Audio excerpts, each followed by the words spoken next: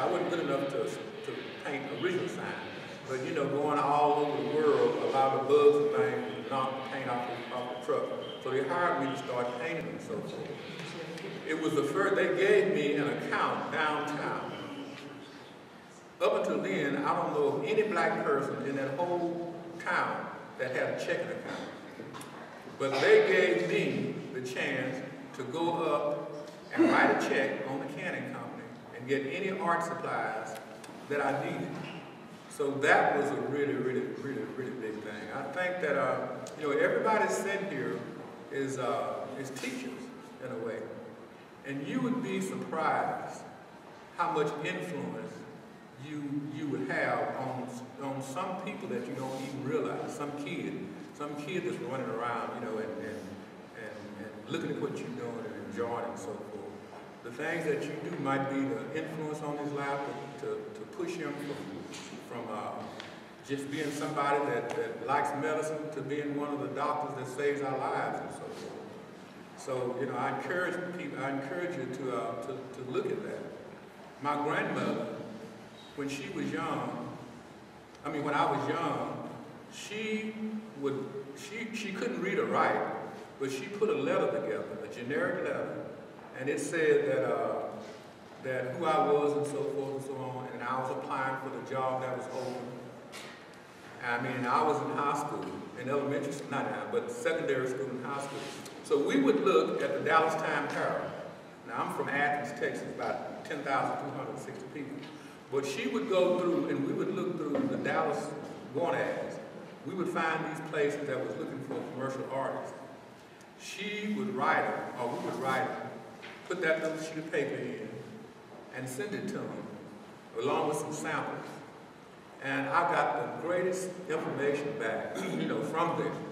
They knew that I wasn't really applying for a job, but I got pieces back where they would put tracing paper over my work and show me where I could improve on it. I got invitations to come to different places, different art studios and things if I ever went to Dallas, you know, so forth and so on.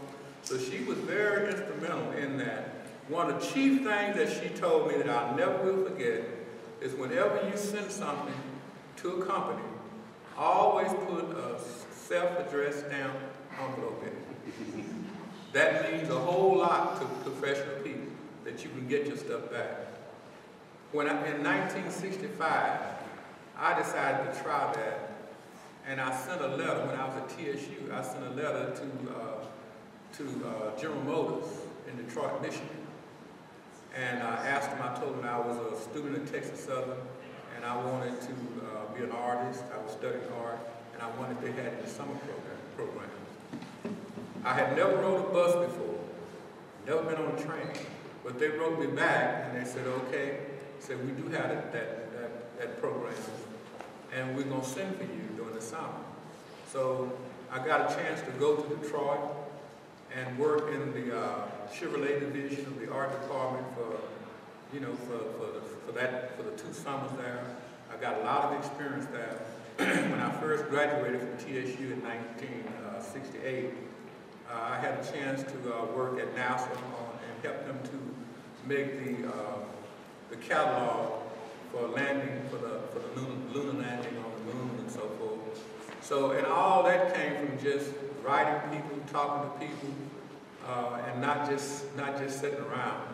And I was hoping that a lot of young people would be here so that I could kind of relay this to them. Because if you get up, and if you go out there, if you want to be a doctor, if you go to a doctor, find a doctor that you find the kind of physician that you want to be one of these days, while you're young, you can go to them and tell them, I want to come in and I want to work with you on Saturdays, or Fridays and Saturdays after school for free.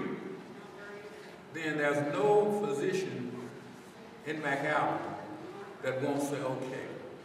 But once you finish school, high school, it's too late, because they'll look at you in a different light. But if you do it while you're young, by the time you get old enough to really appreciate it, then you'll be well on your way. And that would be in any type of occupation that I could think of. But anyway, getting back to my art, this is I guess this is me, really. That piece there, that's one piece of 5 other pieces that's going to be a big mural. And I thought I would just show that piece. If you see the slaves coming in at the top, coming in from Africa, coming into America, and if you look at it from the far left hand or the far right hand side, you'll see a lot of the people, a lot of the black people jump overboard. And a lot of them were thrown overboard, the sick people and so forth coming into the country. And as they come down, you see shotgun houses, which was very, very important during those days. And we still have a lot of them coming down, and then you see the people picking cotton underneath. You see over to the right, they have a quilt. And that's a symbol of the Underground Railroad. You know, during those times when slaves were trying to migrate from the south to the north, they would use those quilts, and different patterns meant different things. One pattern might mean that don't stop there, they're not going to be friendly. Another pattern might be this is a stop. This is one of the places that you can go, and they'll help you to make that transition from the south to the north. And then if you come on down, then around that lady is that ball there is illustrating freedom.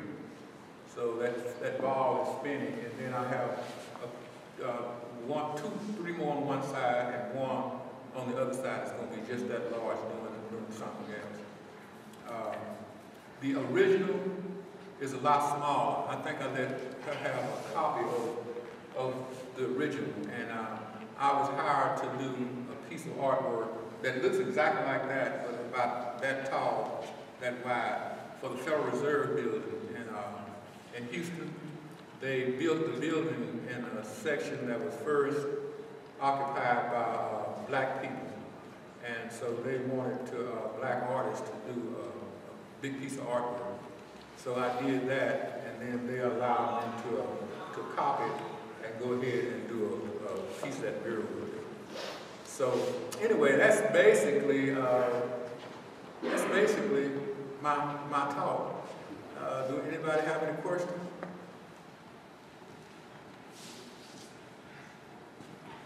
I guess I'm good, huh? Well, I want to thank, yes. What type of activity as a resident artist do you... Oh, at the museum? Yeah. Okay, yeah. I worked at the Houston Post from 1970, then I went into the Army. And then I did a comic strip that went to the Armed Forces Press Service. That was my stint in the Army. And when I came out, the Post closed. I went to the Chronicle. But I always liked lithography printing. And there was this museum. And I would go there and I would work in the evening. So in 1999, they called me and they asked me if I would be interested in being the artist in residence. And so I said, you know, what am I going to do at a museum? So they said, well,